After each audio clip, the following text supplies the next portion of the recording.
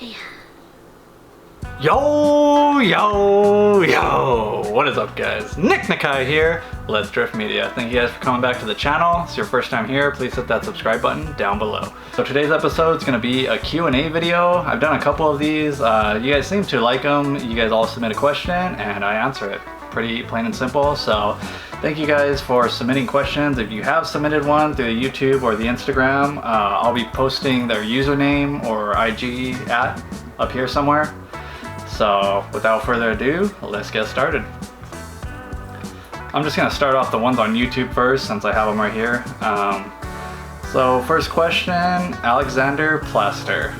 I know you probably won't answer it, but would be really interesting to hear about your annual salary at Toyota versus BMW, especially since you're in California versus other technicians in the US. So yeah, can't give exact numbers on how much I'm making per year, because it would just cause all kinds of trouble and stuff. But Toyota versus BMW, at least for me, I am making more with Toyota, but that's because I'm going back into Toyota like almost top tier with certifications, versus at BMW I had no BMW certifications, so I was like bottom tier pay. Robert Solis asks, when are you making a comeback in drifting? Let's Drift Media needs to hit up events. I know, bro. It's been so long since I've been to a drift event, let alone taking my car out. I don't think I've taken the car out since like the end of 2019 was the last drift event I went to. And then after that, I haven't even gone to any events to do media. I did go like about 2 months ago to someone's event just to check it out and check out the new skid pad, and I miss it. I'm really trying to make a comeback in the drift scene. The car is pretty much ready to go. I've just been sleeping on the drift life because, like a lot of you guys know, I am trying to get like my own spot and have a garage to work on the car. So as of right now, just drifting is not my main focus, but trust me, I'm gonna go hard in it again once I get everything figured out. Next question by Cameron Fink. Thank you for submitting your question. I have the choice at Fresno Community College next semester to do GM or Toyota program, and I'm stuck on which one to pick. Was wondering what you would recommend. Well, Cameron, it really comes down to you. What car, brand, manufacturer you feel more comfortable with or you want to pursue a career in. I honestly feel like you can make about the same pay no matter which brand you're working at, depending on how long you've been there, like I said, your certifications, and how good you are. So I wouldn't focus too much on which brand, like as far as if you're concerned on which one's gonna make you more money. I would just go for which one you like better and you see yourself working in the future. Because if I could have went back, I would have just stuck with Toyota and never left, because I've left Toyota once, twice, 2 times. First time I went to GM, and then I went back to Toyota because I didn't like GM, and then I left Toyota to go to BMW, and then I ended up back at Toyota. So if I would have just stayed at Toyota from day one, I would have been so much further ahead now than hopping all over the place. But I mean, live and learn. I guess when I was younger, I saw like, oh, a couple dollars more. Like, I was thinking the short term, that's one thing you need to think about, is the long term. Next question by Freddie Rivas. Are most techs okay with you borrowing tools when you need them? I would say yes, for the most part. I've never really had a time where someone didn't want to let me borrow a tool. I had one guy at GM, I remember, I needed a torque wrench, like an angled torque wrench, because I was doing a cylinder head, and I went to go borrow it, and he was just like, no, like, this is my tool. Like, if you need a tool, you're going to get it from the shop. And I was like, all right, dude. Like, whatever. So that guy was kind of a dick, but for the most part, everyone kind of lets you borrow something if you need it. Like if it's like a 3/8 ratchet or something stupid that you should have in your toolbox, it's like, dude, just go buy the tool. But I've never had a problem like, oh, let me just borrow this really quick. But at the same time, I'm the same way. If somebody needs something from me, it's like, go ahead and use it. So I guess it just all depends on the techs you work with. Next question by Andrew Johnson. How come I never hear about the SnapOn student education program from anybody but professors at my college? They're a hidden catch that I didn't know about, or I don't know about. I don't know. That is kind of weird. Nobody really does talk about the SnapOn student discount. It is something that you should take advantage of if you're attending a college and they offer that student discount.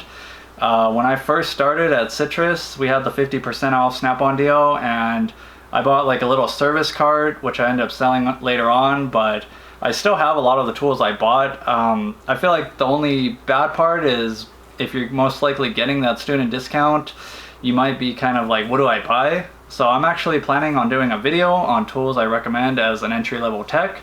I already have a video on tools as a loop tech if you want to check that out, but I was thinking about doing another video on more tools that you would need when starting off as a tech. But if you can get the student discount, I would take advantage of it if you can.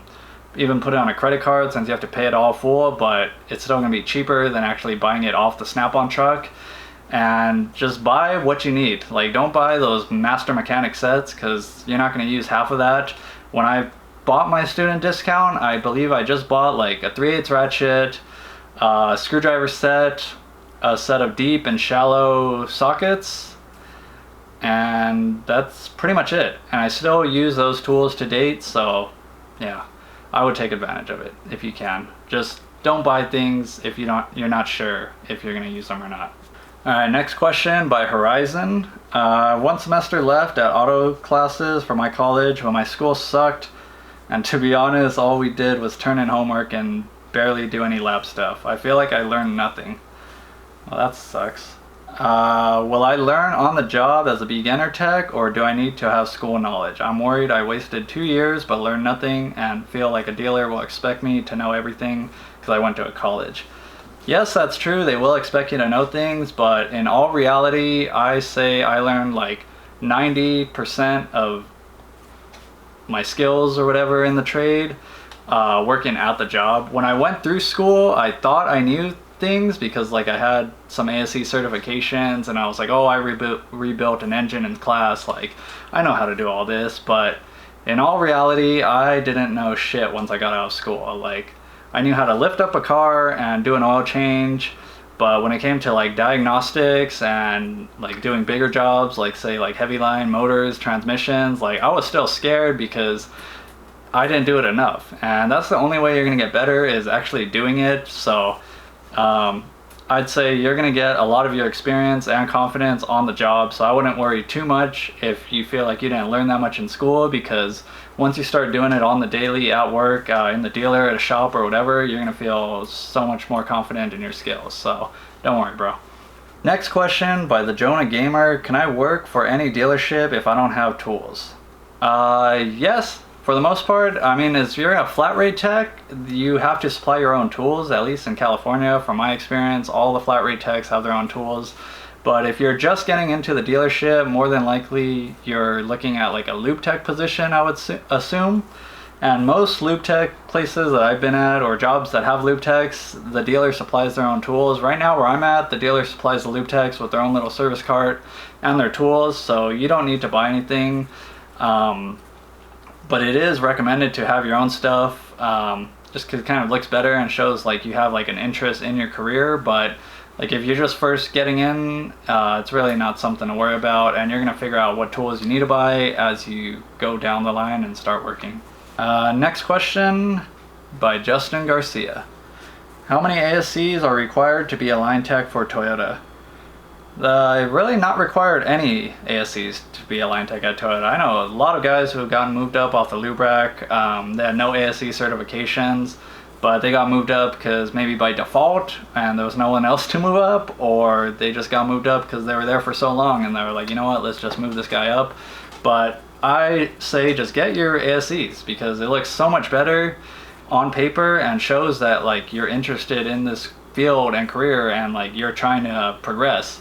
Because it's a lot easier to just not have ASCs, obviously, like, oh, I'm not going to go take the test, but you just go take the test. I tell everyone to just get all their ASC certifications. The tests are super easy, and then say you're a loop tech and you have all 8 ASCs, more than likely you're going to be next or second on the list to get moved up to a line tech. So it really just speeds up the process.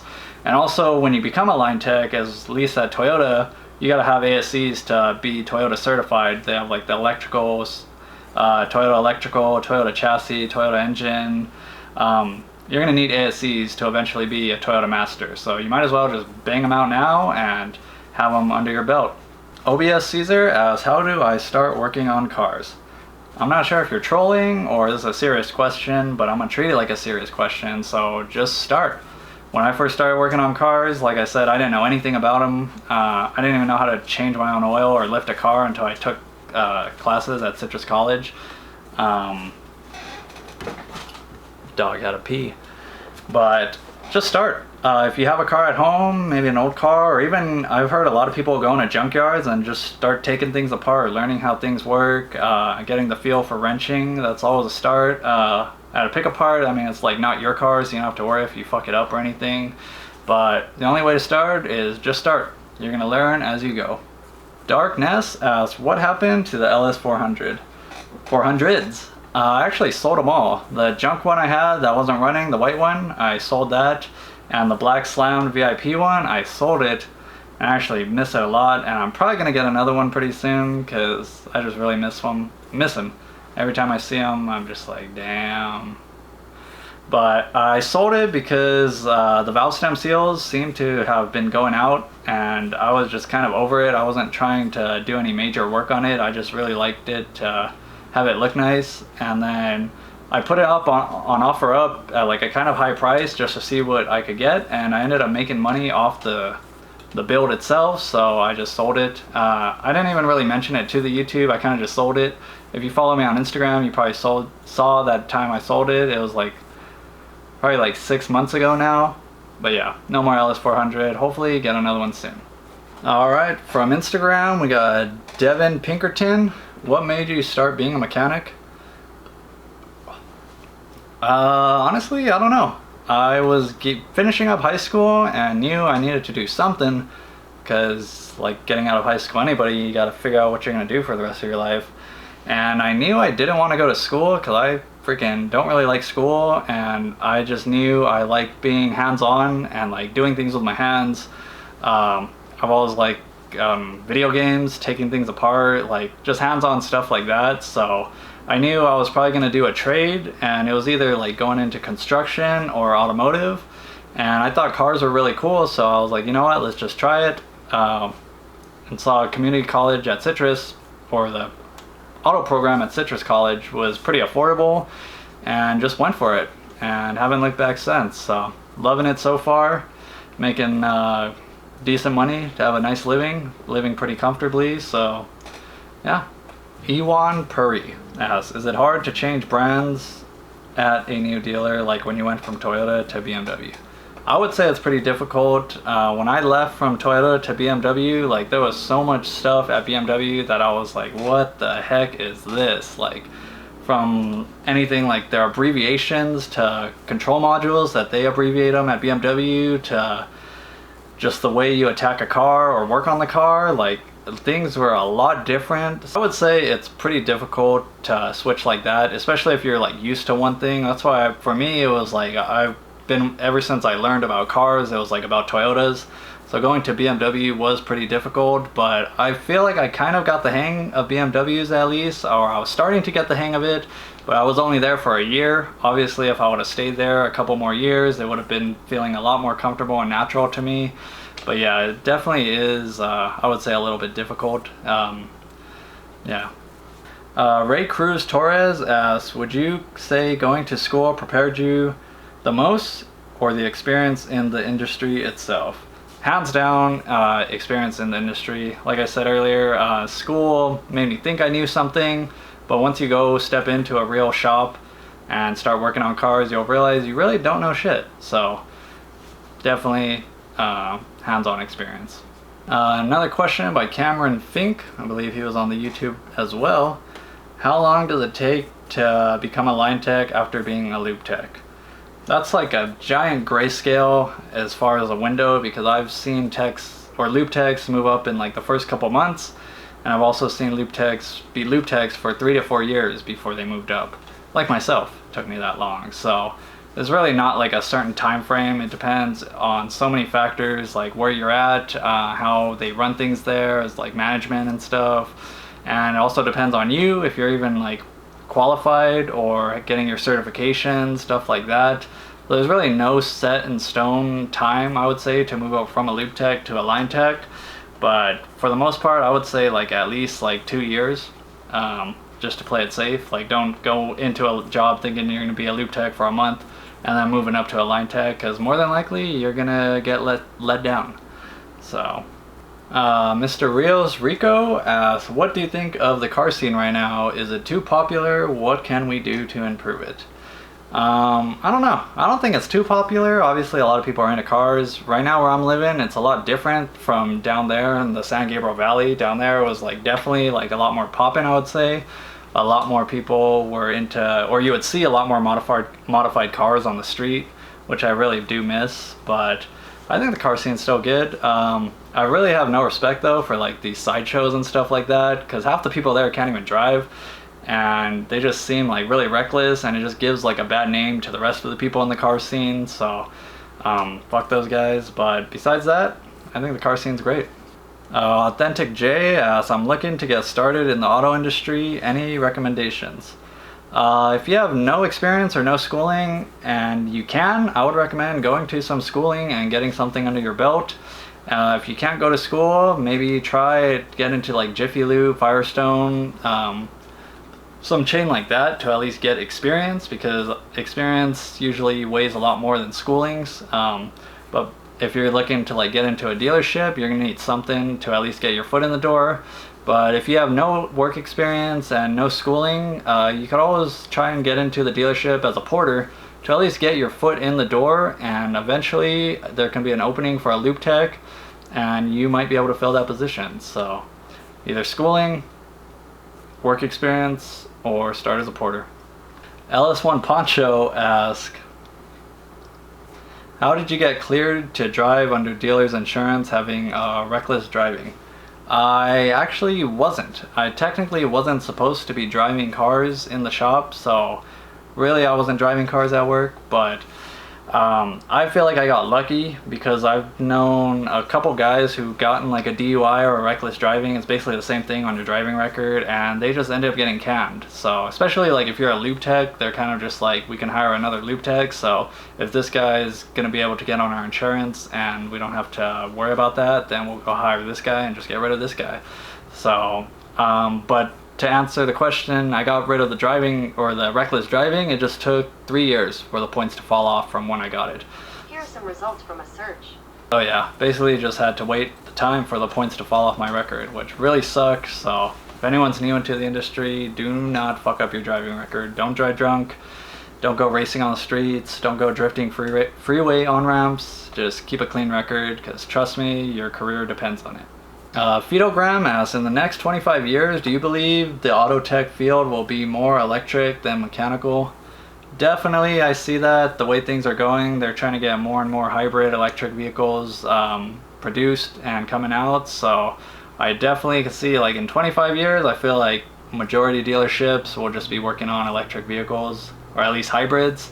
But you never know. But it doesn't seem like it's looking good for gasoline vehicles. I heard like they're trying to make, I forgot how long, but in 20 years or something, 15 years, they want like no more gas vehicles produced, which I think is bullshit. But you have to think about it. We're still going to be working on gas vehicles. Gas vehicles are still going to be driving all over the road. They're still going to be needing work on. So I feel like, at least for our generation, it's not something that we should be worried too much about, because by the time it's like completely electric, everything is electric, I feel like I'll be dead. So yeah. Virgil, miss you, Virgil, asks, how do you feel your depth of knowledge has expanded leaving and going back to Toyota? I feel like a lot, not only like aging, but I learned a lot at BMW, because like I said, a whole nother world, a lot more diagnostics compared to Toyota. And at the same time, I had Heavyline Joe mentoring me, so really learned a lot more. I would say expanded my diagnostic skills, because before I knew how to change parts like nothing. Like, I'm a really fast parts changer. I've always been like that, but I feel like I was just working with my hands and didn't really understand the brains behind a lot of things I was doing. And I think going to BMW helped me grow mentally as far in that aspect of working on cars. FX Eddie asks, would you rather be a painter or a body man if it came down to it, and why? I'd rather be neither because I hate doing both, but if I did have to choose, I think I would be a painter. Just because I would feel like after you do a job or something or repaint a car, like it would just be a really satisfying feeling, like to see the car like all fresh and painted up. Weebaroo, Subaru asks, when will the drifting content return? Can't even answer that question. A lot of the drifting content was on my car, and you guys know right now I'm living in an apartment and I don't have my drift car up here. But I am planning on getting the drift car up here to one of my friend's houses up here and storing it there at least, and then I'll be able to work on the drift car at C3 Automotive. So hopefully pretty soon. I really do want to hit a drift event again. I know I said I was going to turbo the KA. I basically have everything ready, but I just really want to drive, so more than likely I'm going to bring it up here, get it ready, and just start driving some drift events. So hopefully soon, I would say realistically, like within the next 2 to 3 months, I'll probably be hitting a drift event. Jesse Ramirez asks, ever cussed out a service writer? No, I have not. I know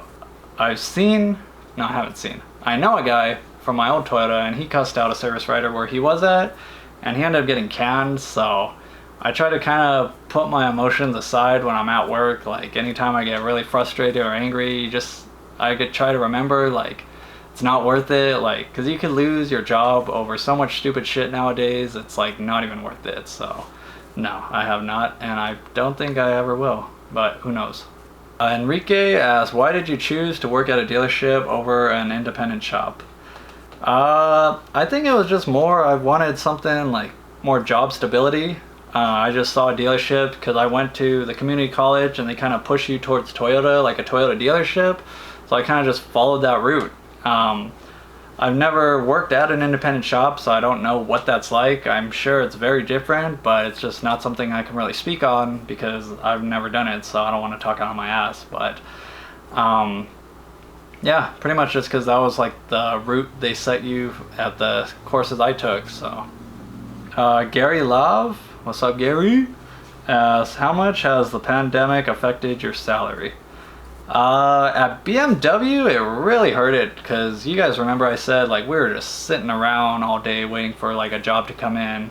So down there it really did fuck me up, but right now where I'm at hasn't been that bad. So I think it just depends on location where you're at, but I think initially it hurt everybody because everyone was staying in and not trying to take their cars out for service, but I feel like it's been getting a lot better than at least when it was back in March, May, whatever.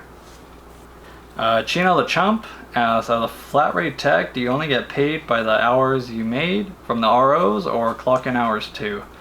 It's kind of like both. But if you're not flagging as much hours as you're clocked in, then you're going to get paid for the hours you're clocked in. But if you're flagging more hours than you're clocked in, then you're going to get paid for the hours you flagged. And I don't know how it works, but it's like a little bit of your clock in. Like they do some weird shit. I don't really understand it fully yet, but for the most part, it's like the hours you flag is the hours you get paid. Unless you're flagging below your clock in, of course, which is not good. B. Jimenez 89 asks, what's the toughest part about being a mechanic? I